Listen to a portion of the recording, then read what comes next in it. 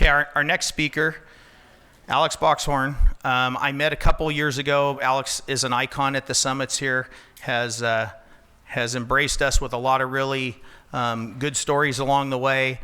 The biggest one, Zach made the comment, you said you had 7 kids and you want to know how that happened. Well, Alex has got you beat, he's got 12. So we're taking donations for a television to keep him busy. So without any further ado, Alex. Thanks, Rick. It's going to count. Good morning, everybody. Good morning. I don't need donations for a TV because I'm busy enough with the rest of it. So, what an amazing day. Time flies by so fast. 12 months ago, we were in Germany at Yellow Tools celebrating the Global Lean Leadership Summit. And today, 12 months later, we're here in Riverside enjoying this beautiful morning, the hike up this mountain. That's an incredible exercise to start the summit. This house is not my house, just it's one of our customers who has our product in. But anyways, I'm Alex Boxhorn. I work for Loan. We're building beautiful windows and doors out of with aluminum and copper cladding. We are located about 1 hour south of Winnipeg in a city called Steinbach, only 15,000 people living there. And I was born in Kazakhstan. In 1988, we fled the Soviet Union together with most Germans who fled the Soviet Union back to Germany. And in 2000, we moved over to Canada. And I've been working at Loan since 2000 in the logistics manufacturing department. I have 10 different departments I'm in charge of. They're all cross-functional, so I won't get into that. Thanks God, I'm married to a beautiful, great, amazing, nice wife, and together we have 12 children, and we all know how that happened. And we're a happy family. In case you guys never saw snow, this is snow there. It's not sand, it's not white sand.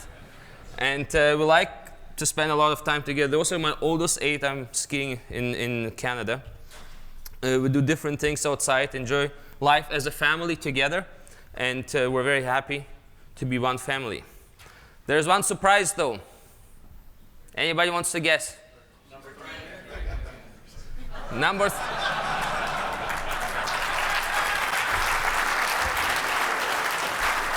So next month, number 13.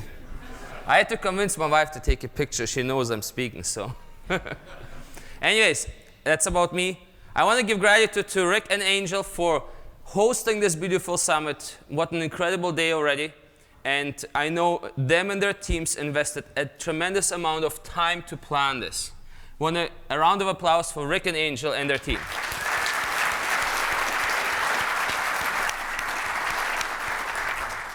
Also, just gratitude to all of us, all of you. This is a great community to be part of. The global lean leadership that Paul created. We heard the story yesterday evening, how it all happened, and I'm proud to be part of this community where we share successes, we learn from each other, we share our opportunities and ideas, and we're there to grow each other. We at Loan have done the daily stand-up meetings, daily 5S'ing or 3S'ing, and CI time for a couple of years already. And it's been going great. The team is engaged in 5S'ing, and it looks different. When they're there, you give them the time, you take the excuses away. But we're not satisfied yet. We're not happy yet. That's not enough. So as anybody who went to the Lean study mission with Paul Akers, we have learned that Toyota used to be spelled with Toyota with a D and had 10 strokes. Anybody remember that? They went to Toyota with 8 strokes because 10 is a fulfilling number. And they wanted to have it 8 strokes because always leave room for improvement, because we have a ton of opportunity in our lives to improve. And same, we're a 500 plus employee organization, and it's a little bit different when you have only 50. There's different challenges and obstacles. And because we're not satisfied with just a daily CI, the challenge and opportunity we have is the lack of lean maniacs. Because if there's only one for 500 employees, that's not enough. So that was our challenge. And we wanted to change that. We wanted to help and grow more lean maniacs in our facility. Don't get excited, I'm not growing wheat, so. As you see, the plants grow. Some grows faster, some grow slower. Same as us. In our lean journey, some of us are growing faster, some are slower. And some of us may be at different levels here in this lean journey. And that's with our employees as well. They're all human beings, because none of us have been born as a master. That's what I tell my kids. Don't think at age 18 you know everything. You probably know nothing. Because we're all developing and growing over the course of our life. And same as I mentioned already, we're in different stages in our lean journey, each of us. And we wanted to change this in our company. We wanted to see how can we embrace and develop more people who would take the CI culture and drive with it, be the engine behind it, and move with it. So after you spend a little bit of time in Japan, you realize how much opportunity you have. And when I came back from Japan, I was totally transformed. And what I've learned in Japan and seen was a different level that I would have expected. And the goal was, how can we bring this on to the other, to the people, to the teams, and have them learn a little bit from that. And here's what we did. And we took 5 people, non-leaders, 5 people out of various departments. Some from the office, some from the plant. There's more than 5 on here, but that's some of the leaders are on there as well. And we took 5 people who have demonstrated passion and CI in our company and have shown the level of engagement and continuous improvement. And we said, you know, we'll develop them and we'll make them grow. We'll take those rock stars. And as John Kramer said last night, Lean is about unlocking a talent and genius in people. And that's what we wanted to do, unlock some of the talent at a different level from some of our employees. And we took those 5 people and we wanted to brainwash them a little bit. Okay? In a nice way, though. And what happened then is the team came up with a name. They called themselves the CI Crack Team. Not because they're full of crack, but no, because they're cracking the CI out of the bottlenecks they have experienced in various departments. And we put them together, and we started to work on a training plan. How can we develop them further, and what else do we need to train them? So we put together a training plan, and remember, those people know the 8 wastes already, but we wanted them to have a deeper understanding of the 8 wastes. So we started to train them a little bit more on the 8 wastes. We also started to train them on the Japanese culture, what we've learned in Japan, and so that they can see at what level the Japanese people operate. We started to do that as well. Then we taught them how to do lean videos. And then a 4th key item we said, we'll train them on a Gemba simulation, how to do a Gemba. And here is a short video of the training simulation, how we were training them how to do a Gemba. So Neda, one of the leaders, she volunteered for that action. She set up this tea-making Gemba simulation at a small version. And the team, now those 5 people that we developed, the CI Crack Team, they needed to observe this wasteful process of how she's making tea in the morning. And they had to come up with actions how to improve it and make the improvement there. That was a simulation. That was kind of like the precursor to the next level. Because the next task will be to go out onto the Gemba and actually watch a process or a bottleneck for 30 to 60 minutes. And that's what the team is doing here. They're going out onto the Gemba, that's to watch one of those processes.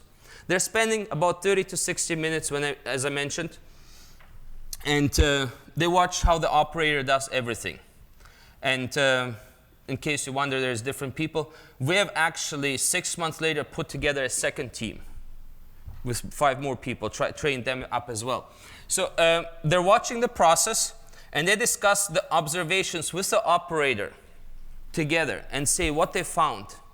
And then they will come up with ideas and brainstorm together what can they improve very quick without too much time, too many resources, and so on. And then some of those people on this CI Crack Team, and they will take ownership of those actions as well. They won't just say, you know what, here, Mr. Peter, here are your 20 actions, do them and improve them. they'll actually split up and each will take some ownership of those improvements. And they'll start implementing them over the course of the next couple weeks. And surprisingly, I remember one of the ladies, she works in the office, she's part of the CI team. And she said, you know what, I'll take this action to work with IT. You don't have to worry about that. I'll work with IT to make this improvement for you in your system so that they can program it. And you know what that does to the employee on the floor? Somebody is actually there to help them to change something for the better. They're very excited about that, when somebody is there to help them. And for me, the most excitement is actually that employee goes up and says, you know, I want to do this. I'll help you to get this done. And here's what happens is the leaders, they put together a list of bottlenecks, of processes they see opportunity in, or departments. And the CI team has an informal leader. One of those 5 people will kind of be stepping up and taking ownership of that. They'll schedule the various meetings, and every second week they'll pick one opportunity and they'll go to the Gemba and observe the process. So when they're observing the process for up to 4 hours a week, we allow them. They're observing 30-60 minutes only, but then they need time to actually implement some of those actions. And we allow those team members up to 4 hours per week. Sometimes they spend 2 hours, sometimes 3, sometimes maybe even 4. But we told them if you need up to 4 hours a week, they're leaving their workstations and they're helping to implement those actions that they've discovered through the Gemba walk. And if there are strategic key items, we just told them park that, move on the ones you can actually implement as quick as you can and control yourself. And once they implement those actions, they go to the next Gemba. It's either one of those on the list, and the leaders actually on a regular basis, they'll review and add more opportunities onto the list. And sometimes they'll say, you know what, we got a bottleneck in this department there. Let's send this team there to help fix it. And one time even the office departments came up, you know what, we have this bottleneck here. So you know what, we'll get one of our teams go there and help you fix this. And they literally go and observe the process, ask the questions, work out the actions and the opportunities, and start to help implement some of the solutions. It's actually working very well. And what this does to those 5 people, besides the engagement, the interactions they have with each other, it actually grows those 5 people. And the next slide will be a video. I've interviewed a few of them, asking what they have learned. It helps them to develop themselves. They'll see waste from a different perspective, and they will learn something that they wouldn't have learned otherwise. As John mentioned yesterday, unlocking the talent, the genius. And that's what we want to do. We want to develop the people and get the genius and the talent out of them. And that's what's happening here. And here, listen to the video. Hey Mike, you were on the CI team since last year. Just curious, what benefits and skills did you gain from being part of it? Being a part of the CI team allowed me to identify waste more effectively, and also what comes with that is being able to find solutions more easily and productively. I also better see the waste and how I could add my knowledge of what I do on the BOM to how they better do their process. I take away making their world easier, like putting a smile on their face. So I gained more knowledge about the production departments, and I also gained the ability to identify waste sooner in all aspects of life, at work and at home. And I'm helping my family when they're complaining about their jobs. I'm trying to teach them to look at it a different way and see if they can figure out, what's causing it and what they can do to maybe fix it. Through being on the CI team, I've really learned leadership skills, and that outside eyes are very important at seeing the waste in the process. Well, by working with the CI team and other employees, it's helped me think outside of the box and finding different ways to reduce waste. And for me, it's very beneficial to see when you follow with employees how the completed CIs have positively impacted them with their jobs. There are just a few of the examples that they mentioned, how they help to impact others. And this is the duty of the Lean Maniacs, helping others to become better, to put a smile on their face, we heard as well, to gain some leadership skills, and just come out of the shell, take ownership, And if they wouldn't have done this without being part of the CI team and help others improve and become better. I almost nailed it. I have 40 seconds left. Any questions?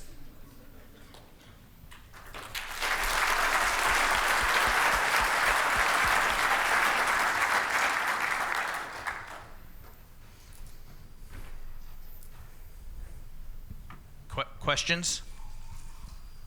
Questions for Alex?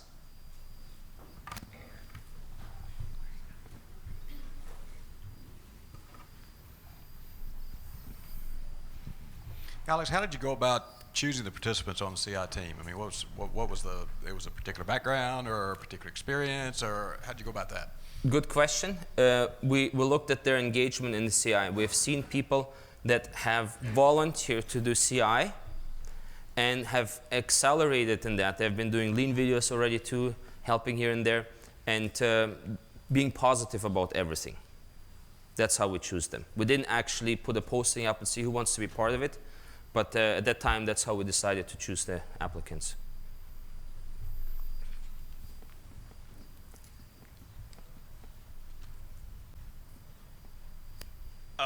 Rick mentioned to us that you practice lean at home to help deal with having so many people under one roof. Can you share a little bit about that? Sorry. Well, how much time do you have? I can talk for 5 hours about that. Well, I've spoken a year ago about that a little bit, but one key element is lead by example at home, yes. You can't tell your kids to put stuff away if you don't put it away. So I had to force, maybe the first 5 years in marriage, the kids were small, I didn't pay attention to as much. And after that, when they started to do the stuff that I don't want them to do, and they started to tell my wife, well, Dad doesn't put his shoes away, why do I have to?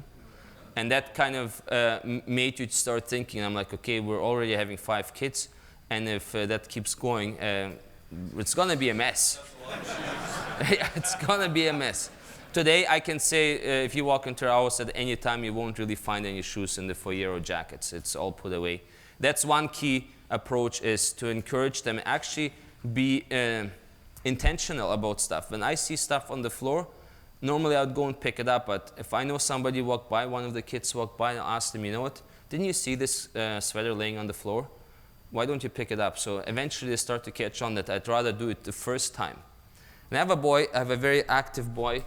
He's 10 years old, and I almost every second day have to have conversations because he doesn't like to do the things the proper way immediately. He often has to redo stuff. And it takes a lot of patience and passion to actually, but I told you so often, you have to do it right the first time. That's what, when you go to work, and if you want to do quality job, you have to do the right thing the first time. Because you tend to just half finish or put something somewhere. So what I'm saying is you got to be on it as well. You can't just let go. You know what? I'm sick or tired of that. Because then they'll just take advantage of it. Those are kids. They're usually, in some elements, smarter than I am. But that's where you have to have patience and just keep reminding them, because it won't happen overnight. It takes time. Same with our employees at work. It takes time. We constantly have to remind and send pictures. I'm walking around, I found this. Why is this not cleaned up? Or why is that? When I walk the plant, I take pictures almost every day. So.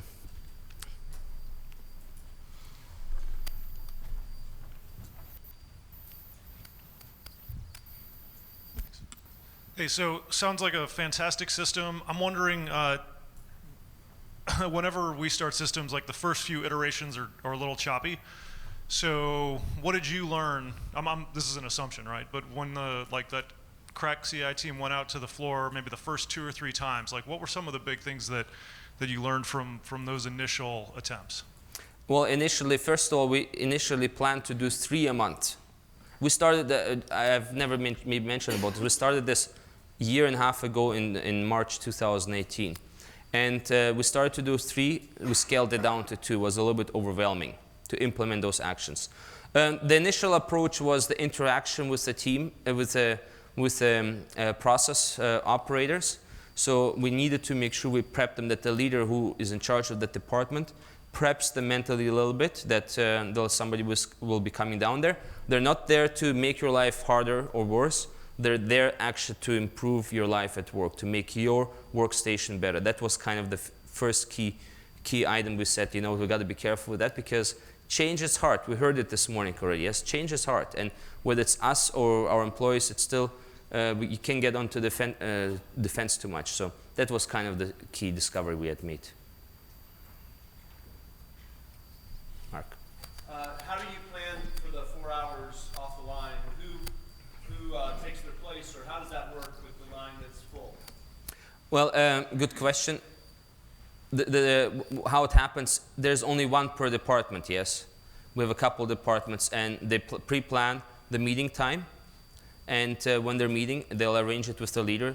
They won't go out 4 hours straight. It will be increments, like they'll spend an hour here, an hour there. And the rest of the improvements that they have to make, they get almost 2 weeks to do that. So they'll have to work when they're going to do that during the downtime. And it just gets eaten up. So if they're gone, same thing when people get sick or on vacation, things continue to flow. And that's how we're doing that as well. Sorry, that was time. All right, thank you very much, Alex. Thank you.